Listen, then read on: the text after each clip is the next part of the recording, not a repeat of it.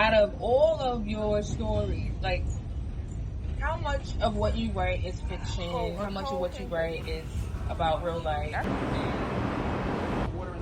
Okay. Yeah. I mean, we're talking scripts or Anything, just all over. depends what I'm writing. I mean, my essays are usually about real life. My scripts are always always inspired by a little bit of real life, different variations. But yeah, a lot of it's imagination, Okay. But it's also imagination inspired by reality. Like I'm not a sci-fi writer. Right. I'm not writing about, goblins taking over Mars. Like that's not exactly stuff I write about. But I like writing about real life, real emotions, Black people, young people specifically. Yeah, With all my heart, I love you, baby. Bonsu Thompson wears a lot of hats, figuratively, literally, and he had a meeting. So we're going to continue with our cooking show and show you how to make the stew kingfish in Shoot, Taste, Explore Coffee Table Cookbook. Have a little sip first. Thanks for the libation. We're going to warm our pot and oil it. Once it's hot, we'll add our freshly cleaned and seasoned kingfish. After you've loaded it up, gotten all your juice in there, you're going to let it simmer, or you're going to pan sear it. So you're going to sear it on one side, you're going to flip it, you're going to sear it, you're going to flip it and sear it until it's halfway done. Then you're going to take it out of the pan. Once the pan is clear, you're going to add some butter or some olive oil to make the rest of your seasoning. I don't know, stick to the vegetables. You're going to put the vegetables in next, which were chopped up earlier. You probably missed that part, but onions, garlic, tomato, bell pepper,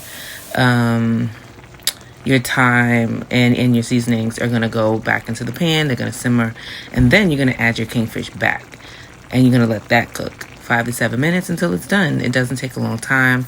It's not very complicated, and it's delicious. So now that we've gotten that done, it's time to eat. I live between Bedford and Franklin. That mural is between Bedford and You always lived whatever over there? behind it. I grew up over there. Oh, So from age 6 when I came to where? age From where? from California Okay. I didn't know to that. age 16. So I lived there for 10 years. You came from California at 16? At 6.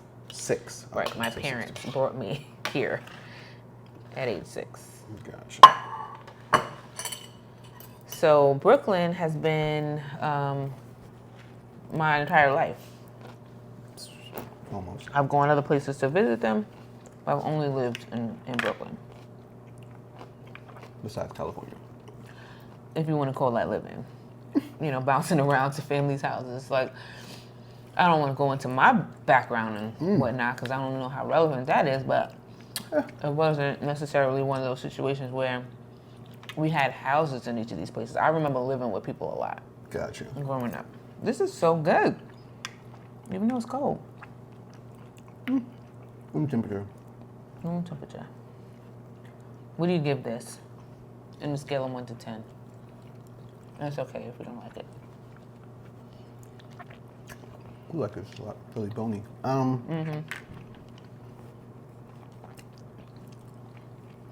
This is an I 8. give it a 9.5. Okay. It's 8. 8? What would make it a 9 or 10? Heat and less bones. But yeah, a little more spicy. That's me though. I like everything spicy. I like kick. I like food that punches. That's what happens when your palate is kind of raised in Accra, Ghana. Accra. Okay. That's Yeah. where you're from? No, I'm from Brooklyn, but Okay. my parents took me there when I was I think 18 months, and I've lived there for about a year. Would you remember it? I have, my earliest memories are there. Okay. Yeah, my earliest memories are in Accra, more so than America. But yeah, so I went back there when I was 4, turned 5 there. I haven't been back since, which is a shame. Yeah. Do you have plans to go back? Absolutely. I'll cry. I have a lot of friends. Well, people that I know. Since you gotta be careful with who you calling your friends. People that I know. I know a lot of people from Associates. Africa. Yes. Have you been to the continent and all besides that? I don't know. I've never been back to the continent at all. It's a shame. Yeah. Oh well, if you I feel like a lot of what we are led to believe about our relationship to the globe, period, is designed for us not to have like ownership of where we're at, right? It's like you came from someplace else. You don't have any real like stake in this land here. So, but I don't know. I just know where I was born, and that's Los Angeles, California. Is your family from the South or Caribbean? So, a little bit of both, right? Like my grandmother, she was from Virginia, Okay. and then my grandfather was from Barbados. Wait, they were The married? two people that made my I don't know. Your father's parents? I don't know. Okay. And then I got so much smoke from my family when I started asking questions about this. So much smoke. Look, my grandma passed in 1995. So did my mother. My mother died at my grandmother's funeral. It's a long story. But Your mother died what? my mother died at my grandmother's funeral. She died at the funeral? At the funeral. Your mother died at your grandmother's funeral? Yes, she did. How did she die? She just did. Okay. All right, gotcha. Go. Right. So Just did. yeah, just imagine. Like, granted, she did have a history of health issues, right? Of what she specifically, had, though? She had a stroke in her 30s. I don't know at what point she had a valve placed in her heart, but at some point she did. And yeah, Okay. at 48 on her birthday. How poetic is this? Her birthday. She On died her on her birthday. birthday at her At mother's funeral. My grandmother, no, my father's mother. Father's mother's funeral. Right. Okay. So my mother's mother lived to 88.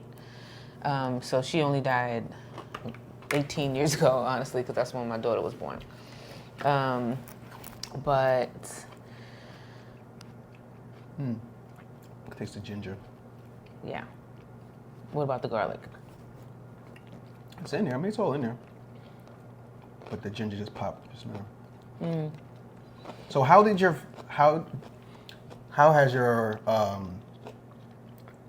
your family lineage, your background affected you as a cook? Like, As a cook, yeah, like where does ethnicity play a part in your cooking? it doesn't. You know, I learned a lot about cooking from a variety of ethnicities. From my West Indian best friend's mother, who taught me how to make brown stew chicken and curry chicken. And then I will ask the chefs at Golden Crest how they do certain things. So, like, I learned how to make callaloo and ackee and saltfish. I mean, callaloo, I teach you. I It's love in the callaloo. book. I love callaloo. You're right. You did tell me that. Yeah, I'm getting the book. It's in the book. And so it helped give me more options and feel like, you know, a better cook having these techniques from different places. Burning sugar in a pot. Like, that wasn't something that I grew up learning how to do. So it definitely supported me having more flavor in my food and a lot more variety. Because I grew up on baked chicken and white rice and salad, like almost religiously. So you hate baked chicken? I don't hate baked chicken. I just learned how to make it in the way that I like it. Okay, And I make the perfect white rice. What's the perfect white rice? Go ahead. Well, white rice that's not smushy and it's not hard. So it's like, you know, the kernels are, or the, Firm but soft. right, Gotcha. yeah. What do you call kernels of rice? They're rice. The rice is cooked properly. Rice. It's not smushy. Pellets? I don't know. Right, rice, grains. Grains, I think yeah. they're grains, right? Yeah, Grain grains. rice, yeah. So, yeah, I have in the book are West Indian dishes, American dishes. There's an couple of East Indian dishes, some personal additions like my mom's Salisbury steak which is basically turkey meat patties and gravy with onions that you eat over rice, white rice, and salad, and my dad's spicy mayo. Like, he taught me how to make spicy mayo before I've ever visited a sushi restaurant to know that that's where it came from. And he used to put caviar in his spicy mayos. So it'd be a little dollop of caviar, mayonnaise. That was sophisticated with the He palate. was so sophisticated. Dollop. Okay, caviar. Yeah. Caviar grosses me out. You gotta have roe. You gotta try roe. Roe is kind of good. It's still caviar. Caviar, still caviar. Nah, I'm good. You don't like the baby eggs? Nah, that's not necessary. What was your favorite meal growing up?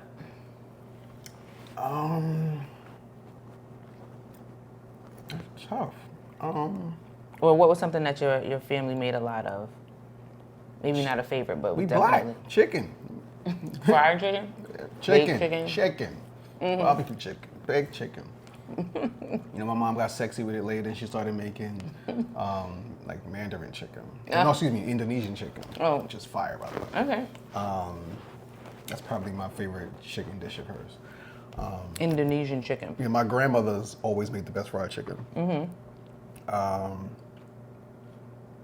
So yeah, I mean, you know, you can't get away from a good plate of barbecue chicken, a good plate of fried chicken. Was your barbecue chicken saucy, or like barbecue chicken in my house was always like, or at least how I make it, I burn it. No. Like, I love a charcoaly, looks like it came off the grill barbecue chicken. Now see, I like the chicken to be like, I mean, that's why the best barbecue chicken would be on the grill, right off the grill. You take that like crispy, crunchy, not burnt, but like, you know, almost like where the outer is almost dry, but it's very tender and juicy inside. Then you coat that, you know, like you grill it with the barbecue sauce, get it, you know, super crunchy on the outside, and then you put a little bit of sauce on top of it. You know, I always try to throw some hotness, so gotta be the hot sauce on my shit, because that's where my palate is, and forget about it. That's the perfect barbecue chicken. What's your favorite hot sauce? My favorite hot sauce is Caribbean hot sauce.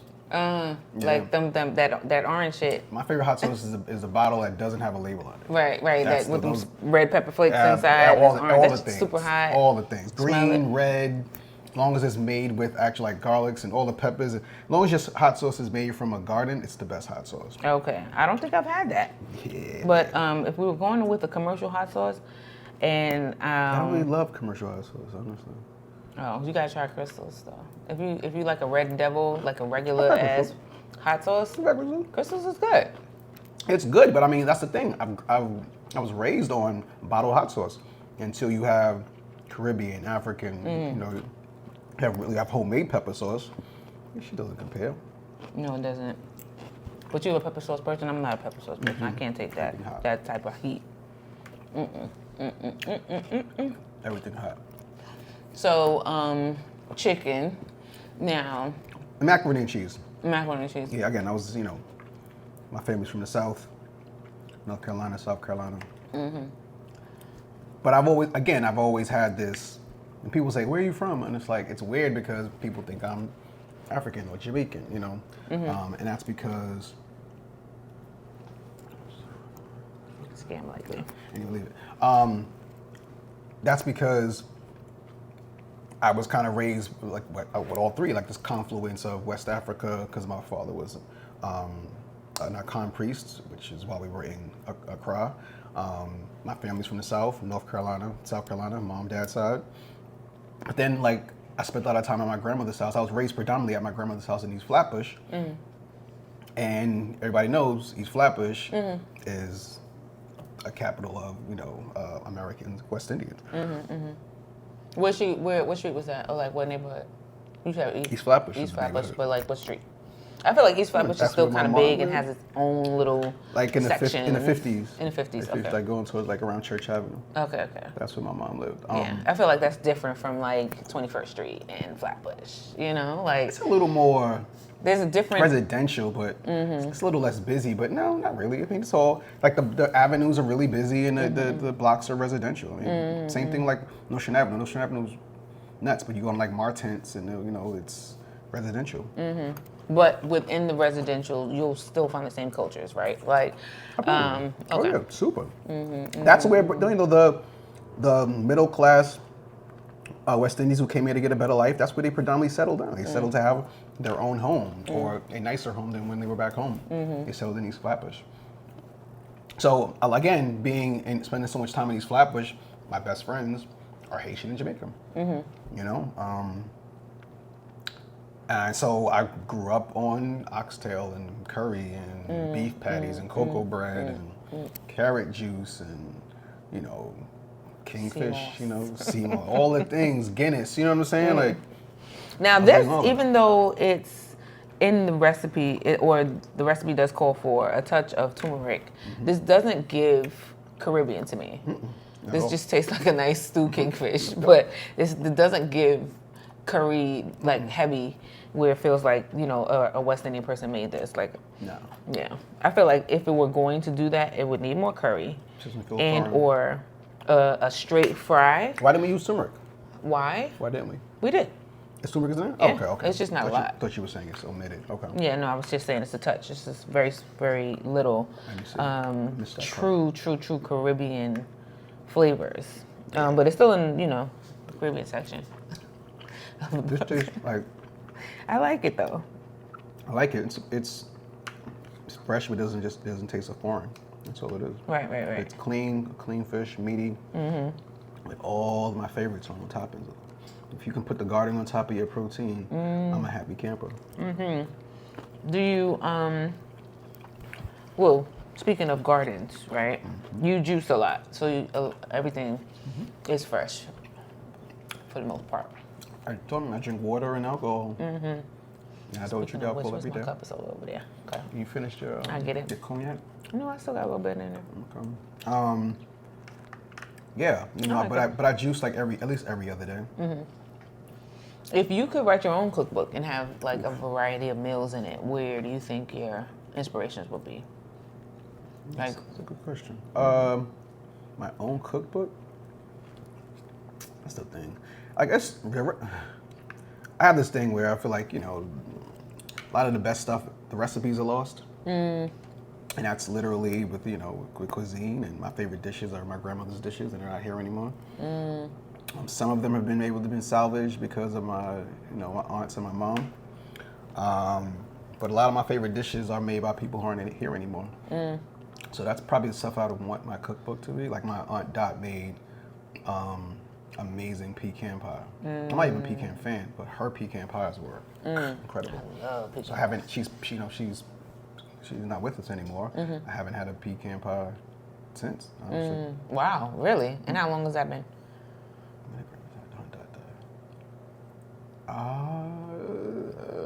Damn, it's all blended in now. Like at least a decade. Wow. Okay, we gotta fix that. I don't have a pecan pie recipe in my book, but I do know how to make one. Yeah, I'm in my 40s now. I'm trying to get these abs back. Last thing I need is pecan pie, man. Keep this. If you want your abs back, yes, you have to chill with the sugar. Sugar is not our friend after 40, unfortunately. I don't I eat think a lot that of sugar. sucks. I like being 40, other than all of the things that are changing with my body that I did not expect to happen so rapidly. It's just like 1 minute you're okay, and the next minute you're fucking 45, and your knees hurt. Yo, the recovery's crazy too. I was at Jersey Shore last week playing pickleball. My best friend stays up there with his lady during the summer. You know, his kids are there, my nephews, and my other best friend, who's his cousin, had his son out there staying with my best friend. So my nephew, so he's like 16. I don't know, one day, you know, so every morning we would get up and play pickleball. It's amazing cardio. It's great. Like, I'm trying to get better at it, but I don't only play when I go. Tennis with softballs. It's mini tennis. That's really what it is. Ping pong tennis, right? Like big pong. That's what I call it. Fucking big pong. Big pong. Big pong is crazy. It sounds like a dance hall record. But no, it's like the median between table tennis and real tennis. But it's essentially just a smaller court, a tennis court, because it's the same movements, like lateral, and you know, you're running up and down, and you know, accuracy, and touch and power at the same time. It's crazy. But anyway, I did that. Like I'll do it every morning. So one day in particular, last week, we did our morning run. We did like a couple of got a couple of games in, like 4 or 5 games up here, like with my boy and his lady, and then like later on in the afternoon, his lady was like, I want to go out and play again. They live like a block away from the courts, right? I was like, well, you know what? I got back from this morning session. I was been working all the time. I never really got to shower. I'm like, I'm still unshowered. Like, let's go out and get it again. So we wound up playing like 3 games 1-on-1, and then for some reason but then my friend whose son was staying out there texted me and was like, he wanted me to like get some time in with his son. So I'm like, all right, I'm already in the park. Let's tell him to come over. Let's play some ball. We wound up playing like 1-on-1. So now we're 4 games in. One time? I played like 9 pickleball games that day, and then right after the last 3 How long games, is a game? Like a game is like, I don't know. A game can go up to a count. So like maybe I went up to 21. No, it goes to 11. Okay. So it's about 20 minutes a game. Oh wow, that's a good workout.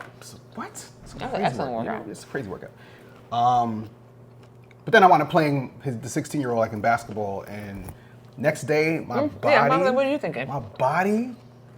Yo, I'm in shape. I work out regularly. I'm in shape, right? No, man, my body was so upset with me, like mad. My feet were mad at me. My back was mad at me. I was like, why am I was walking like I was 80 years old. And it was funny because like my body was just in shock because like I don't put that much pressure in it. Like I run, a few miles for cardio, I strength train, things like that. But so you run regularly too? Yeah. What endurance? Which means I'm short stops and that's no, like interval. I don't. That's what I'm saying. Which is why pickleball kicks your ass. Exactly. It was a different type of all workout. All these little micro muscles at work. Exactly. What they call like twitch muscles. Yeah, fast twitch muscles. Yeah, fast twitch muscles. So like your body, my body wasn't used to that much. I mean, I can play the game, that's fine. But like that much, and then basketball, I didn't play basketball, and I can't say last time I played basketball, man, over a year. I couldn't play basketball. So then like Man, my body was mad at me. All up on here. Everything. I'm talking about my legs, my feet. But the funny part, it was like after like 2 days, I didn't feel anything. It was just a shock of. So I'm like, all right, maybe I probably need to do that more often. Absolutely. Not basketball. I'm not trying to play basketball. You but definitely pickleball, do. Definitely do. Either that or just run back and forth and stop. Yeah. Intervals. Yeah. All right. So a little bit about Bonsu. Was there something that you feel you don't get enough acknowledgement for? Or is there anything that we don't know about you already that maybe you want to share? I don't know about acknowledgement. Like, I'm a dope-ass knitter. Like, I am a pretty dope-ass Negro. But I said knitter, like knitting, like you knit you said scarves. knitter. I thought you said I don't use the N-word. I thought you said the N-word. I am that too. I'm dope. But no, I give myself credit for. I mean, I also hate like living in the past. Watch it. I hate living in the past. A lot of people want to talk about what they did, the stuff I did, with like the print game and hip hop media, and I'm proud of that. That's all work. But I mean, them trophies ain't coming back. That money's spent already. I'm about like creating new things. I'm about what I'm creating now. Like that's what I'm really focused on. So it's not about. I don't feel like I'm getting credit for anything. I'm just excited to get credit for stuff I'm working on now. And that's being a screenwriter, that's, doing more short form visual direction and production, which I'm doing now. So I'm excited for people that see the new work. That's what I'm excited about. I'm not really living in the past. I don't really want credit for anything. I mean, go see the movie, see, a lot of folks who saw the movie, praise the script. Really that's my pat on the back. If you go see you go on YouTube and see the iconic Records Life After Death series that I did with Angie Martinez. I feel like I watched that too. Yeah, that was that was a lot of hard work. But I was very proud of that work. They gave me a lot of leeway to just execute my vision. I thought it came out pretty decent. Obstacles and all. Okay. Yeah. So yeah, I mean, it's not. I don't think there's anything I want credit for. I mean, folks, if you do your history, you know what I did. Again, like I was in hip hop media when over 20 years ago. So the game has completely changed. There are kids who are, viewers of Complex and Hip Hop DX now, who have no idea what I've done, or weren't even familiar with print magazines. So right. I need to pause just to make sure everything's good. But I feel.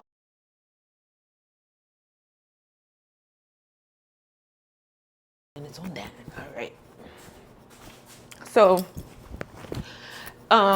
with the advent, right, of social media being what it is in terms of what makes people known, and coming from a place where magazines used to be that the way we were introduced to people and what qualified them to be who we admired or what we admired about who they were came from people like you who gave voice to them before anybody else could. So now where everybody seems to be the voice, how has it impacted you, and then how has or where do you see the future of that for you? How's it impacted me? I don't. Yeah, because I don't know. Go ahead. The game is, like Biggie said, the game is sour like a pickle. Yeah, I mean, hip-hop journalism is not what it used to be. Right. I'm not even really sure it still exists, at least not in its purest form. It's not. Or original form, I would say, right? Maybe it's a new form, maybe that's pure. I don't know. But how's it affected me is, I still get my information the proper way. I don't believe everything somebody tells me. I also understand a lot of this, quote-unquote, media isn't always journalism. Right. You have to be clear on that. So a lot of these media personalities aren't dedicated to journalism. They're not. They're dedicated to their personal online profile. They're focused on their own stock, and they're not focused on the story. I've always been committed to the story. I was late to social media because I was like, I don't want people to really know my business. If you know the good stuff about me, you gotta know the bad stuff about me. You don't need to know nothing. You know what I mean? Right. I don't want. If you knew the good stuff, you'd be jealous. If you knew about the bad stuff, you'd be judgmental, right? So I was like, I want to focus on. I've always just been a storyteller. I like highlighting people and things that folks aren't aware of but should be aware of. Exactly. I love that. That's always excited me. So that's why, even though I have a feature film out, documentary storytelling is my favorite. Okay. I mean, yeah, you kidding me? I want to know more about that. We're not going to talk about that on camera because that's education for me. Okay. But, You'll keep that to yourself. You'll hold absolutely that? love that. Well, one is to link the conversation. Okay. There's going to be way more time than we have or even care to share with other people. But documentary storytelling has always evaded me in a way that's just how do they decide in what order things are going to go? How do they decide they're going to interview people in certain ways? I've always just wanted to know what the process was. So I'm happy to know that's your work because I didn't know that, right? I've known you to be a writer, a journalist, and a screenplay writer. So that's also awesome and interesting to know. Okay, documentaries. Have you written documentaries? I've worked on a number of documentaries on a developmental stage. I mean, I'm working with two. Actually, it's funny. I'm working on. I'm not working on. I'm attached to two documentaries on pretty high-profile subjects. I can't really say who. So the developmental work has been done already on my part. It's now trying to be sold, and then I'm working on two short documentaries. Okay. One, I think I mentioned to you about the. Never mind. I won't talk about that until it's actually done. But I mean, it's a short film about something very specific to Brooklyn. Okay. And so yeah, but I'm fundraising for that right now. Okay. And fundraising comes from that's also another topic of discussion. Anywhere, your rich friends. Everywhere, any and everywhere. No discrimination. $1 is $1. As long as you give it to me, I'm gonna use it. Cultural institutions. Yeah. I mean, it can come from anywhere. That's why when after you see programs, specifically films, there's always a litany of random names at the end of it because, any contribution to a project makes you a producer. Right. You may have brought the fourth actor on, you brought them on. That makes you a producer. You could have also just, paid for a quarter of the film, that automatically makes you a producer. So. Okay. And then there's, of course, the supervising producer, et cetera. So. Okay. Last question or last conversation piece. Okay. If you could make a documentary about food, please don't tell me it'd be about chicken, but what might it be about? My documentary about chicken will be lit. It'd be called Chicken Head. Chicken head. Chicken head. Okay. I'm joking. Made a documentary about food. Mm-hmm. Could you chefs? It'll be something maybe health-wise. Like I love what happens? What was the McDonald's one the dude who just died? Super Size Me. Super Size Me. Like it'll be like Super Size Me. A lot of those documentaries that took you into like the meat factory and showed you once I learned about milk, how disgusting milk is. Yeah. So when I was a kid, I used to love Nestle Quick, right? Milk. I like making my own, right? You had the Strawberry chocolate. Strawberry was my shit. Strawberry was my shit. So but you had normally you had the chocolate, right? The canister, right? You flip off the lid with the spoon. So they had the cocoa powder, blah blah blah, right? Then you started getting the syrup. When I started getting with strawberry, I always had like a bottle of strawberry syrup. That was my shit. Loved it. And I learned that, they keep these cows, these heifers, lactated, right? So they're constantly producing. But what happens is they exhaust their udders. Oh, and what happens is when they get to the end of the udders, it's mainly pus and blood. Oh, my God. So the last batch that they've exhausted from the udders is this like discolored bin of milk. And because you can't sell beige and light and off-white milk to, Please don't tell me that they call it. They sell it to Nestle Quick. So the ready packaged milks come from a lot of that comes from the discolored milk. Crazy. What? Crazy, right? That's disgusting. Ain't it disgusting? I stopped drinking it a long time ago, but now I will never. You're putting syrup on cow snot. That's disgusting. We've been growing up on it. That's nasty. We've been growing up on it. All right, that's a good documentary. Oh my gosh, that would change so many people's lives and put yours at risk. Because Nestle's not going to want you to tell people that. Nestle, the food industry will fucking blow my apartment up. Oh my God, the whole building and everybody in it. All right, so what else can I say? Any questions for me? Well, I guess we were talking so much today. I feel like I asked so much of you. I guess when did you told me you've been cooking since you were 9. Yeah. All right. And it's funny because I've been cooking since I was 9 as well. I don't cook as well to write a cookbook. But yeah, you do. When did you, possibly, right? I have enough things to do, right? I have to make my strawberry milk documentary. But when did you when did you fall in love with cooking? Or not fall in love with cooking, right? But that's like the brown sugar question, right? When did you fall in love with hip hop? But when did you feel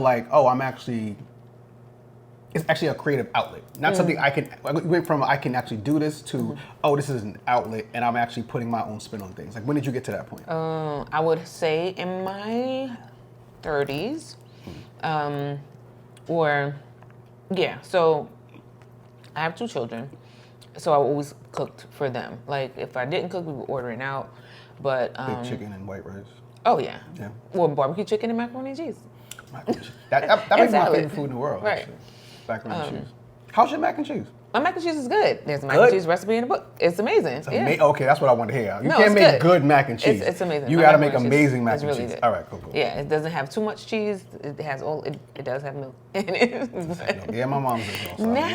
Now I might have to change that to something else because I don't know if you can, man, because you might change it. I mean, I've been growing up on my mom uses evaporated milk. and that shit fucks my stomach up at this point because I don't, even more now because I don't eat like that. Right, exactly. So like, during the holidays, I'm macaroni and cheese out. I leave holidays at least 3 pounds heavier, between desserts and the mac and cheese, but I wouldn't want to change the flavor. I just rather just eat it twice a year, Right, exactly. Thank you. I was cutting you. I'm sorry, I cut you off. No, you're good. But basically, I was cooking regularly for my family, and I really just enjoyed it, right? Turn the music on, and I'm in my element. It's like being an orchestra conductor. And I'm throwing my seasonings in, I'm listening to music, I'm having fun. And obviously, you taste your food, you know what to add and what to take away or whatever. Right. So I would say when I was regularly cooking for my family, that's when I was like, I love this, I can do this every day. Right. I did consider, like personal chef life hot second, like literally hot second. And I was just like, oh, food shopping. Like I don't enjoy all of the process, cleaning up the dishes and all that other stuff. Get the system. Yeah, but I enjoy cooking enough that I knew I wanted it to be a part of what creative process I move forward with. Because as a photographer, I just, you get a little bored with everything being the same. It might be a different event for them, but for you, it's the exact same every single time. The process is the exact same. Right. So 12 years of that, you're just like, I don't want to do this no more. Like, it's okay that I'm great, but I would love to be great at something else, right? That's what life, that's the liberty of life, man. It's beautiful. So I was like, if I could do anything in the world, what would I do? I was like, I would host dinner parties and I would host dinner parties, right? Like cook and host dinner parties, host people and have fun doing that thing. And then I thought I needed to monetize my life somehow. So I was like, I can teach people how to, shoot food in a fun dinner party setting. And so I was like, okay, who got plates and stuff and all this. So I was like, I'll go to restaurants and I'll do it with that. And then I started that process, started setting it up, and COVID hit. And like almost immediately from the day, like March 10th was the day of the event that I wanted to host. And they were like, yeah, everybody's coughing right now. Yeah, like you can't, it's illegal. You can't gather more than 10 people. March 10th? Really? It was March 21st, right? March 21st, yeah. But the 10th, I think, was when the news started coming out, and by the 21st, it was like, you can't do nothing. Everything was shut down after 2 weeks later. Right, so like I had to refund one ticket that I sold for the event that I hosted or started to host, and so everybody else came? No, I sold one ticket before I had to I thought you stop. said, okay, I thought you meant you only had to give back one ticket. You only sold one ticket. I only sold one to begin with. Right. And then had to take the party inside. So or at least online. So lives were pretty popular at the time. So I just went on live with a friend and we would cook and talk. And I did that a number of times over the course of 2 years and accumulated a series of recipes that I basically just took and put in a book. And because I'm a Brooklyn photographer, there are pictures of Brooklyn in there, and there's references to Brooklyn with the meals. So like, potato latkes are in there. Really? Oh, wow. Right. And then there's a picture of a Jewish couple being married in Grand Army Plaza. So stuff like that I took from my car. It was so cute. Like they're just standing there, but it was just a perfect. A rogue shot. It was so rogue. And then there's this other picture of Manhattan that you can see from Grand Army Plaza. So that's like the accompanying page. So it's like potato latkes, recipe, picture, recipe, Are people really clamoring for a potato latke recipe? I don't know. It don't matter. They get it now. Well, that's interesting. Throw that in your book. Yeah, right? Black girl with potato latkes. Gotcha, okay. And they're good. Have you ever had one? Yeah, they're not always good to me. Oh, you gotta have them. You gotta make them right. They're not, they don't really, again, I like really flavorful food. Yeah, definitely. It's not heavy on the flavor part, but. It's like tostados, man. I'm not really a tostado lover. Like, it's just oily, flat corn. Like, doesn't really too much for you. Doesn't really offer a lot. Okay. Yeah. All right. So, Shoot, Taste, Explore is an explorer's guide to food photography in Brooklyn. So there's photography instruction in there, recipes, and a Brooklyn resource guide. So it's like places to eat, places to drink, places to shoot, people to know. So there's like neighborhoods listed that I know that there's art where people can go, have a day and go shoot at. Yeah. And my intentions with that is answering a lot of questions that people ask me already, and then giving them something fun, like this cutting board for Biggie, my Biggie cutting board. Where it's just like, it's something novel to keep, but it's still relevant because a lot of these businesses are still operating. Wow. A couple of them aren't, like Greedy Vegan. Unfortunately, she's not. She closed her doors. The one on Fulton? Mm-hmm. Really? Mm-hmm. Damn. Well, actually, I feel like the one on Tompkins. Wasn't she on Tompkins? I just wasn't familiar with the one on Fulton. Not Slutty Vegan, Greedy Vegan. Gotcha, you're right. Greedy Vegan. Right. Greedy Vegan. She's different from Right. She had the little spot on Dean and Rogers for a while. And then she was on Tompkins, and then I saw recently that she's closing. But needless to say, you've been to Aunts and Uncles, right? Absolutely, and they're in the book, but they're in there under drinks because I love that ginger shit that they have, like ginger that. Cucumber, my favorite. God, absolutely love that. And then I love their bar, I feel like it's a bonus. Everything about that you go in there for drinks, but then you can get amazing food, absolutely. Beautiful atmosphere. Right. Playlist is always fire. Always fire. They got books, plants. It's just a wonderful space. So Aunts and Uncles is in there. Lips is in there. A lot of people are in there. So it's me giving them the connection to people who might not ever meet them another way, because not everybody goes to Flatbush or whatever. Right. So I'm happy about it. I'm excited, and it's available on Amazon. Awesome. If you ever wanted to tell anybody, you're telling them now. Yeah. Thank you. Well, thank you for showing me how to make this fantastic dish.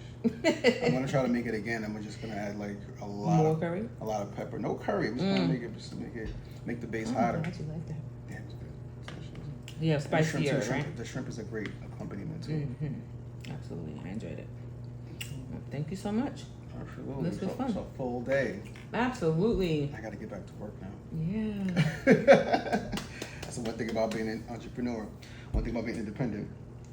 You don't really get the clock out. You don't. Well, I appreciate the time you allow me to use of your day, and promise it'll be worthwhile. I'm sure it will. No, like I said, we got to talk anyway about other stuff, but I love the work that you do. So I'm, the fact that you want to make me a subject, and I don't really let a lot of people in my crib. Listen. Yeah, no. I appreciate it. I I really, really do. All right, mic's off. Cool.